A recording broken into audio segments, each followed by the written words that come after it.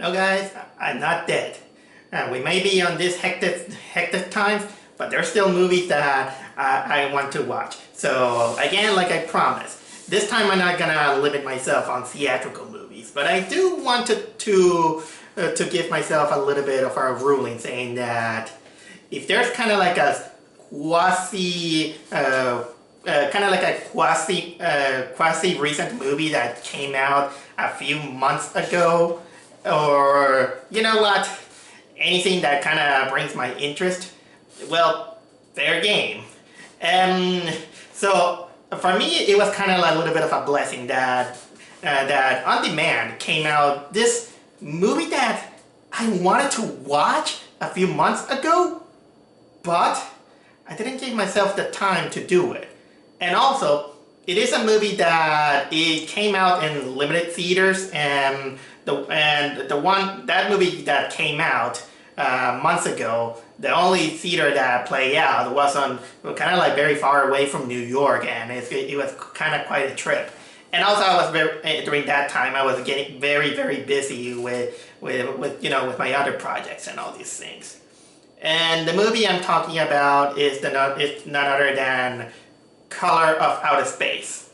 And I gotta admit that at first I never thought that this movie was kind of for me. I just saw the trailer and I felt like it looked colorful enough. See what I did there. And also, I'm kind of like a big supporter of Nicolas Cage, and so anytime that there's a movie that involves Nicolas Cage, I feel like this is gonna be some kind of movie. But another thing that grabbed me when I saw the trailer is that this is a story based on none other than one of the pioneers of a subgenre horror, which is none other than H.P. Lovecraft. I read and seen a lot of his stories. I know that H.P. Lovecraft, despite all his things, he really had some kind of interesting way to write his horror stories. And the biggest basis of his kind of stories that later it will be called Lovecraftian horror is that it always turned into that there's nothing more scarier than things that we don't know. And so basically in part is true about that. But basically I did want to watch that movie for a long time, but I couldn't. Until right now that it's now on demand. I found it on my PlayStation 4 and I rented. Little that I knew is that I got this book a few years ago called The Call of Cthulhu and Other Weird Stories. I only read half of it because there were some stories that I did that I was kind of starting to reading it, but I kind of began to get bored when I was kind of reading Herbert West Reanimator, that I couldn't even finish it, not even the other stories. Hell, I didn't even went to Call of Cthulhu. But I was thinking that, hey, you know what? Let me check it out. Oh, and guess what? Color Outer Space, it isn't there. I found it there, and before I put the movie, I just spent the whole day kind of reading it. And let me tell you guys, it is a very simple story. It's not exactly avant-garde, but you need to have some kind of level of understanding and patience to follow the story, because a lot of the Lovecraftian stories are it takes a while for you to get a grasp on, considering how he writes. But don't worry, the color of Outer Space is not exactly a giant story. It's kind of like 20 pages long. It's a short story, and from what I heard from sources, this is probably one of H.P. Lovecraft's favorite stories. But anyway, I think I'm supposed to be talking about this movie, although I'm gonna give out some little clues about from what I read from the short story. But on the get-go, I'll say this about the movie. Even taking aside that is part from a short story, I really like this movie. I gotta say, this movie is entertaining. It can be quite scary and disturbing in some parts, even though there's some things that you might raise your eyebrows. But this movie takes kind of like the B movie approach of horror, and it plays out the elements very well. Even though some parts comes out a little bit cliche, it does manage the things very well. It's not perfect, but I really, really highly recommend this movie if you like Lovecraftian stories. Although I do kind of recommend you also to read the short story. I will tell you this, even if you read the short story, you're not gonna exactly miss much because what the movie takes from the short story is mostly the essence and some of the names of the characters, but not all of them. Mainly, it's mostly kind of like the last name of the main family of the short story. Everything else, kind of like the pacing of the story, the how the story is structured, the elements of what the story is about. It is there. It is faithful enough to the story, to the short story, but also it takes some liberties but luckily it doesn't ruin the whole the story that maybe purists might nitpick on this one. The story in both formats are pretty similar. Basically, the main premise is that a meteor crashes nearby this house. I will say that it's kind of like a rich farmhouse, and then it calls the curiosity of the people nearby and the family that are nearby the landing site of this asteroid. But then, of course, the meteor disappears, and apparently the meteor, like I said, it not just disappears, it sinks underground, and then this meteor apparently has these, I will say, radioactive or some kind of begins to influence all over its surroundings. Mainly it's beginning to affect the animals, it begins to affect the water, and it begins to affect the crops and all these things. And then it will begin to affect the sanity of the people nearby. So basically that's the gist of the story. And in ways you might kind of have in your head that the story is kind of similar to that Creepshow segment with Stephen King. Yes, but both the story and the movie takes it a little bit more seriously, unlike the Stephen King thing. But basically, that's technically the gist of the story. In movie elements, like I already said, the family that lives nearby the crash landing of the asteroid, one of them is played by Nicolas Cage. Of course, he's the father. I will say, I'll give it the benefit of the doubt of the movie that the family in this short story has barely kind of like no personality. They just kind of like just mention the only character that is mentioned with a personality is the father. This one they gave that personality to almost everyone. We got Nicolas Cage, of course, acting like the father who, in this case, he's raising a alpaca farm, and boy, that Nicolas Cage is so obsessed with alpacas in this movie to the point that it's kind of hilarious. Yeah, he even milked up alpacas. There's the sickly mother, played by Jolie Richardson.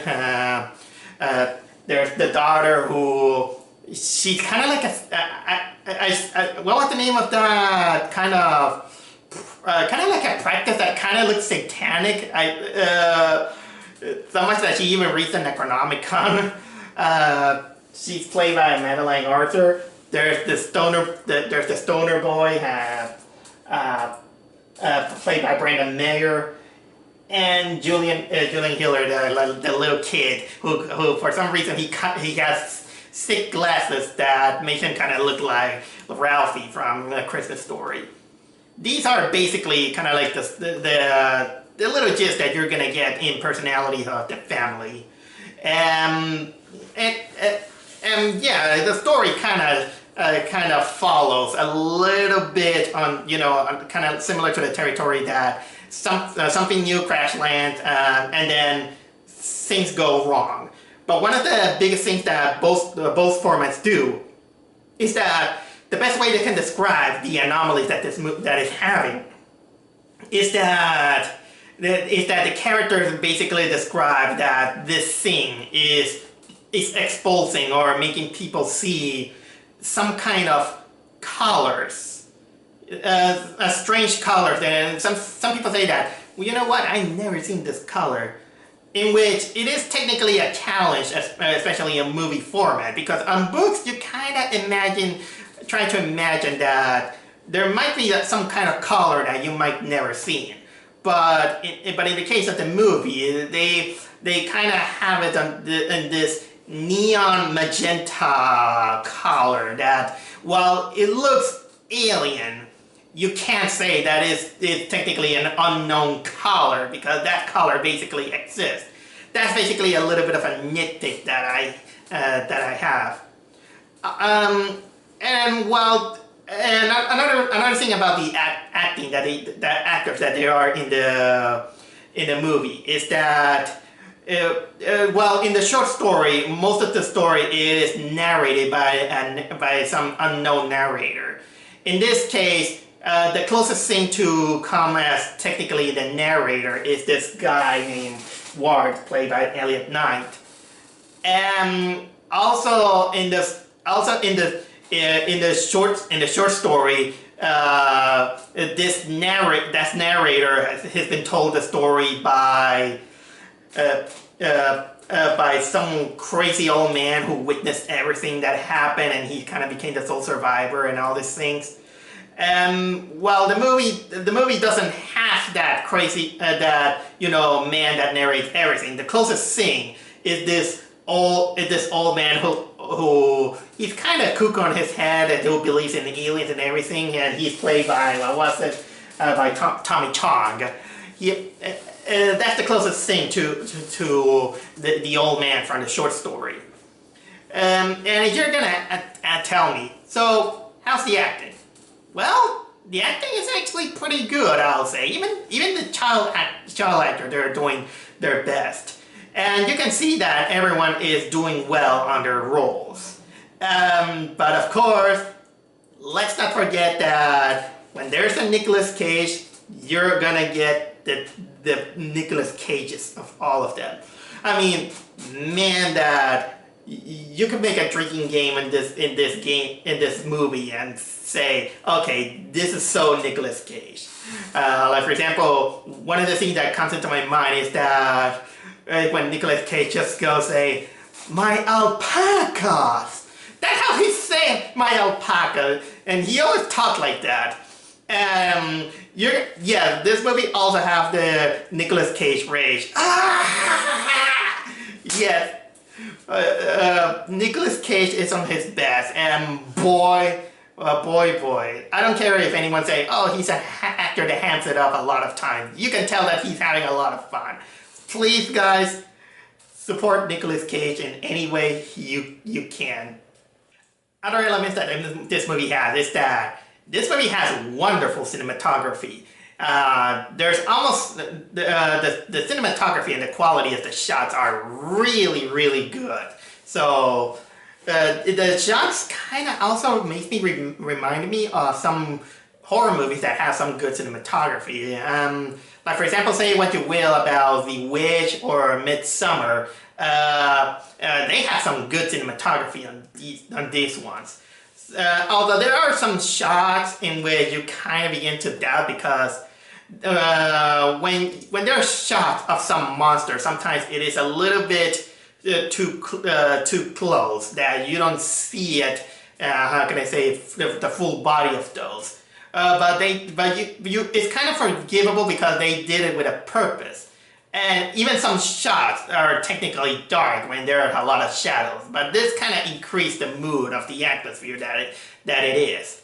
And the moments where you see kind of like these flowers that are really red, and sometimes they paint the atmosphere to make it look like these magenta colors.